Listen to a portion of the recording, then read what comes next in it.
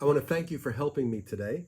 Before we start, I just want to show you I have these 4 poker chips and they have the suits of the deck on them, and we're going to use them a little bit later. But before we start, I need to make sure that you understand that this is a completely randomly mixed deck of cards. So we're going to do everything we can to mix this up.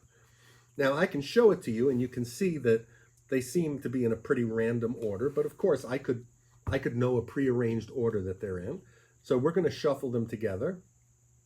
I'm going to give you half the deck, and I'm going to keep half the deck because, as my wife constantly reminds me, I'm usually working with half a deck. And what I want you to do is to just take your cards and give them a good shuffle like this, okay? Just shuffle them up. You shuffle your cards like that. Perfect. I'm going to shuffle my cards. Now, I know what you're thinking. You're thinking, oh, he's a magician, and it looks like he's shuffling them, but maybe he's doing some kind of fancy false shuffle where he's not changing the order of the cards. There, I just wanted to prove to you that I'm really not that good. So, but to quell any suspicions that you might have, let's switch halves. You take my half, I'll take your half. Give it a shuffle just like that. You shuffle up your cards. Perfect. And when you're ready, we're just going to set them side by side. Now, I'm going to give you the choice. You can turn over any one of these 2 piles so that they're face up.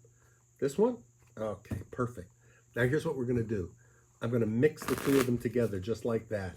In fact, I'll do it again, just like this. And now, you see, everything is mixed up and face down. Magicians have a term for this.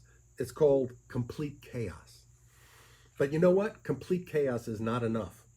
I'm going to cut the deck in half, and I'm going to ask you to cut off about half this deck and just place it right over here.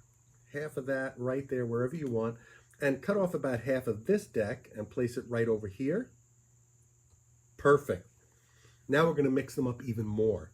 I'm going to take this deck, I'm going to turn it face up into here, reverse them, and just mix the 2 of them together. So now they're even more mixed up than they were before. Same thing with this. I'm going to flip them over, mix these together so they're completely mixed up. And in fact, I'll put the 2 of them together and mix them again.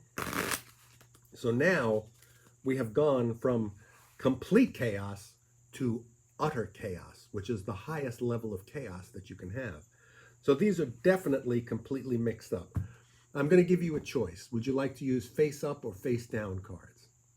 Face down, okay.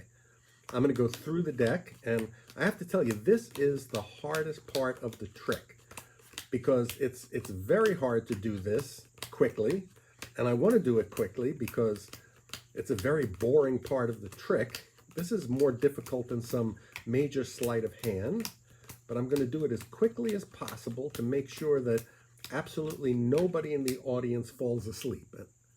Oh, I'm sorry. I see I'm a little late. Somebody in the back is asleep. Here is your face down cards. I'm going to get rid of these face up cards. Now, I'm going to give you 4 tasks to complete with your cards. And one by one, we're going to eliminate each of these suits so that you will not be able to use them again. Now, that might not make sense, but I promise you it will in a second. Your first task, give the deck a little shuffle, and I want you to look through and find the highest card, the first ace you can find. Look through and place the first ace on the table. As soon as you find an ace, you got one? Perfect, the ace of spades. So I'm going to cover that up with the spade chip. And now you cannot use a spade anymore, okay? You can only use hearts, diamonds, and clubs for the 3 additional tasks that I have. The next task, give the cards a little shuffle. And since we found a high card, let's find a picture card. A jack, queen, or a king, but it cannot be a spade. So the first non-spade jack, queen, or king that you come to, place it down on the table. Just look through. When you find one, place it on the table. You got one? Perfect, the jack of hearts. There we go. We're going to cover that up with the hearts. So now you can only use diamonds and clubs. Next task, since we look for a picture card, let's look for a number card, an ace through a 10, but just look for a diamond or a club. So the first diamond or club that you come to, you can place it down on the table if it's a number card. You got one? The 5 of clubs. Perfect. We're going to cover that up with the clubs. And there is one left, a diamond. So give the cards a little shuffle, and the first diamond you come to, place it on the table. Doesn't matter what it is, place it on the table. There you go, perfect. The 9 of diamonds, we will cover that up. I'll take the rest of the cards. Thank you so much. Now remember, we shuffle this deck completely. Utter chaos, remember, the highest level of chaos that you can get. So you had a bunch of random cards. I gave you 4 tasks to complete, and you did an excellent job completing them. But what I didn't tell you is before we started, I have something on the back of these chips. I made 4 predictions. So the first card you chose, the ace, was the ace of spades. And on the back of the spade chip, I have a little prediction.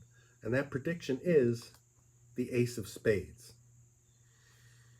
The heart, the picture card, you chose the jack of hearts. On the back of the heart, I have the jack of hearts. On the club, I bet you'll never guess what's there. We'll flip it over. It is the 5 of clubs. And the last card you chose, the 9 of diamonds, right on the back, the 9 of diamonds. A completely mixed deck, 4 predictions, exactly right. Thank you so much for helping me. Give my volunteer a big round of applause.